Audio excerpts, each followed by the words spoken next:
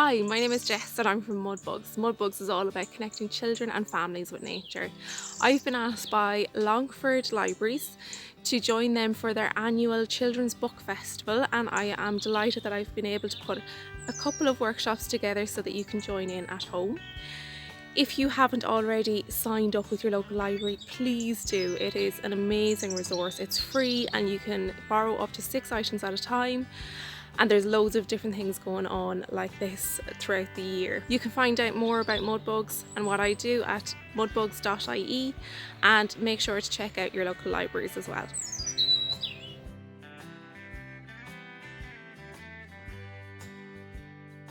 Okay, so this is our spider web craft. So we are going to be using some sticks or twigs.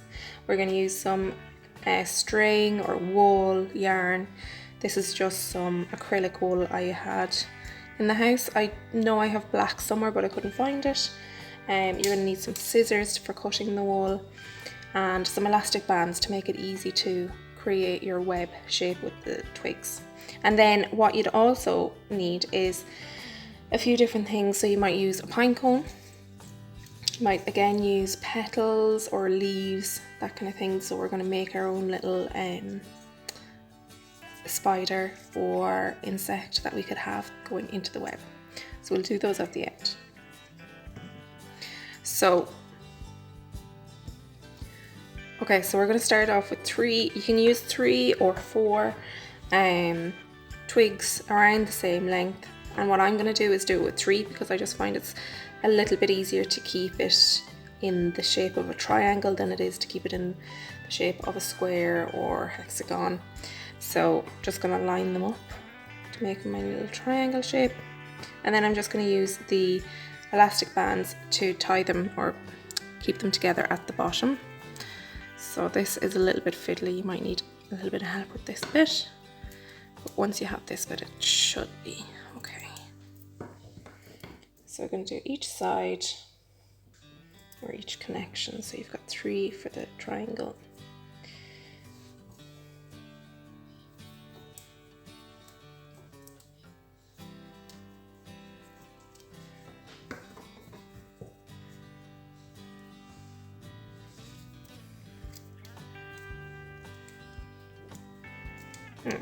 So it's quite a solid triangle. And then what you're going to do is you're going to start using your string. So you will need to find the end, which is always a help. Don't let the cat in when you're trying to find the end of your wool. Not a good idea. Okay, find the end. So then what I'm going to do is I'm going to just maybe start off, I might just tie it to one part. So then it's kind of got somewhere that it has a strong connection.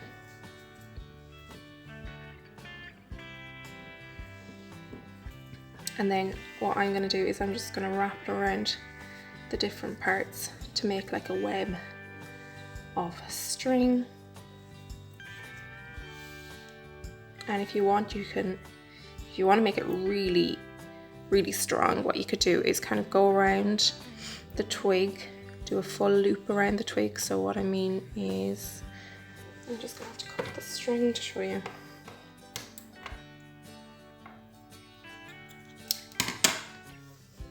So to do that, you just bring it around and go through it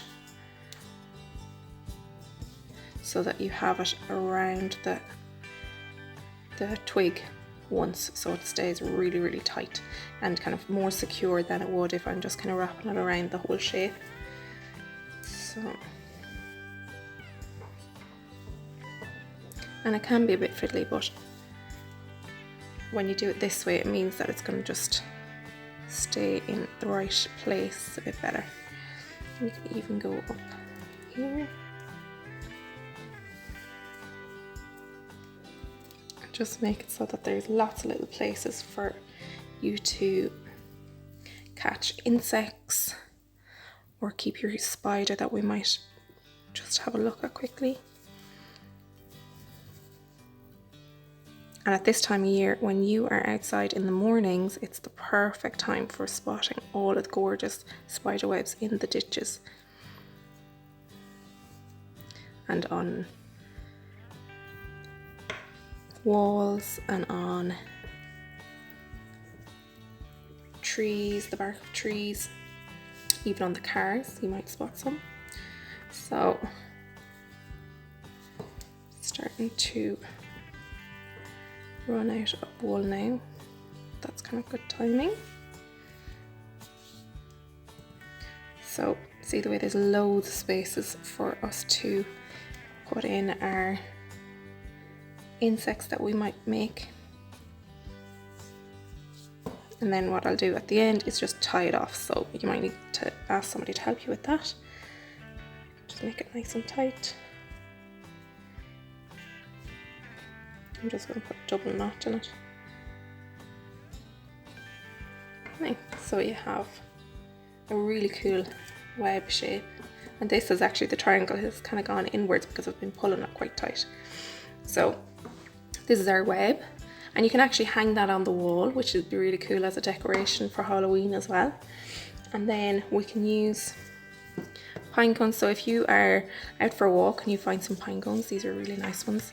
You can use these as your little spider or your insect, or you can also use some newspaper rolled up into a ball and put a bit of tape around it into kind of a ball shape, and then you can stick twigs into it for the legs. I've actually got some twigs left over from the ends of these bigger ones, and I'm going to just see if they'll work as legs, because they might just fit.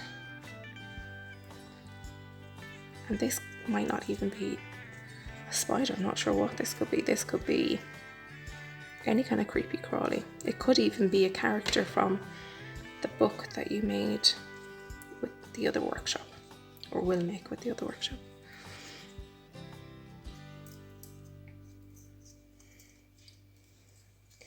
And then we even have a little flower for the insect. So this looks like it could get caught up in our spider web. Look at that. And if you have pipe cleaners, they're a really good one too. I try to use the twigs that are left over just because they're really pretty. And you can even paint these if you wanted. You could add some glitter. I have some nice eco glitter that I use because glitter is actually made from plastic, so I try not to use any of the glitter that I get in the shops. I get it specially. So this is your little spider web with your insect.